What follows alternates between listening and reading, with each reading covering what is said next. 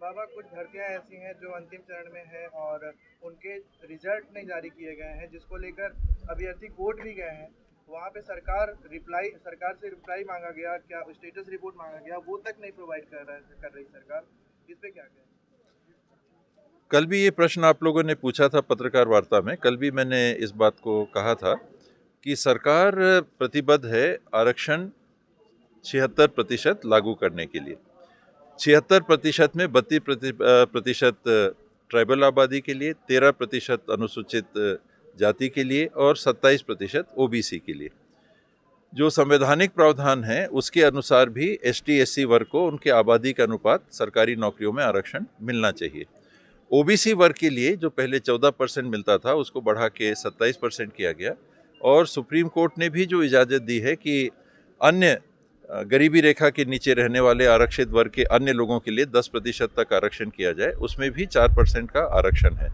तो सरकार इस बात पे सहमत नहीं है कि जो वर्तमान परिस्थिति है, अगर आप नौकरी देते हैं तो ट्राइबल समाज को केवल 20% नौकरी मिले, इसके लिए सरकार सहमत नहीं है। और ओबीसी को 14% मिलेगा, हालांकि वो 14 है, और SC समाज को उनकी आबादी जो छत्तीसगढ़ में है उनसे ज़्यादा मिल जाएगा, तो वो भी उस हद तक व्यवहारिक नहीं है। मध्य प्रदेश की आबादी के अनुसार ये नियम बने हुए हैं।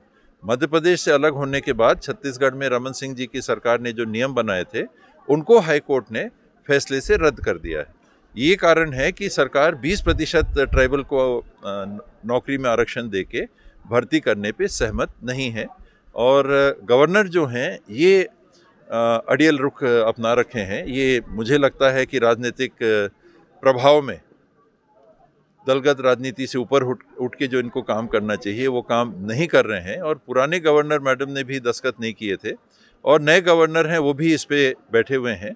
ये अपने संवैधानिक अधिकारों का दुरुपयोग कर रहे हैं। उसमें कहीं भी संविधान की उस धारा में, शायद कल 200 का उल्लेख आप लोगों ने किया था, ये नहीं लिखा है कि गवर्नर अनिश्चितकालीन कर सकते हैं, बल्कि ये लिखा है कि दोबारा अगर गवर्नर हाउस को इनकार करके भेजते हैं और हाउस वहाँ से फिर से उसको पास करके गवर्नर के पास भेजता है तो 2 महीने के अंदर गवर्नर उस निर्णय को लेने के लिए बाध्य हैं। जब 2 महीने की सीमा है तो संविधान की मंशा ये है कि गवर्नर सर्वोपरि नहीं है, जनता के द्वारा चुने गए लोग वो सर्वोपरि हैं और उनका फैसला कानून बनाने के लिए जो विधानसभा या लोकसभा या राज्यसभा में पारित होता है, गवर्नर या प्रेसिडेंट उसको बाधित नहीं कर सकते, उसमें वीटो नहीं लगा सकते, कहीं वीटो का प्रावधान नहीं है। आज क्योंकि समय सीमा पहली बार जब बिल आता है उसमें नहीं लिखी है तो गवर्नर उस बात का जो उल्लेख नहीं किया गया है उसका लाभ लेके एक मुझे लगता है कि ये राजनीतिक रुख अख्तियार कर रहे हैं। और कांग्रेस की सरकार ने जो एक बड़ा फैसला लिया जिसमें आरक्षण उन्होंने ST/SC वर्ग का आबादी के अनुपात रखा और OBC वर्ग का 14 से बढ़ा के 27% किया, अनारक्षित वर्ग को भी पहली बार उन्होंने आरक्षण प्रदान किया, उसमें गवर्नर बाधा बन रहे हैं। ये पूरी तरह से मेरे जानकारी में, मेरे समझ में गैर संवैधानिक है। संविधान के प्रावधान यदि साइलेंट हैं तो उसका ये मतलब नहीं होता है कि उनका ऐसा उपयोग किया जाए कि कानून बनाने का अधिकार जिस सदन को है उसके कार्य को ही आप रोक दें। आप अनिश्चित काल के लिए बिल पे नहीं बैठ सकते।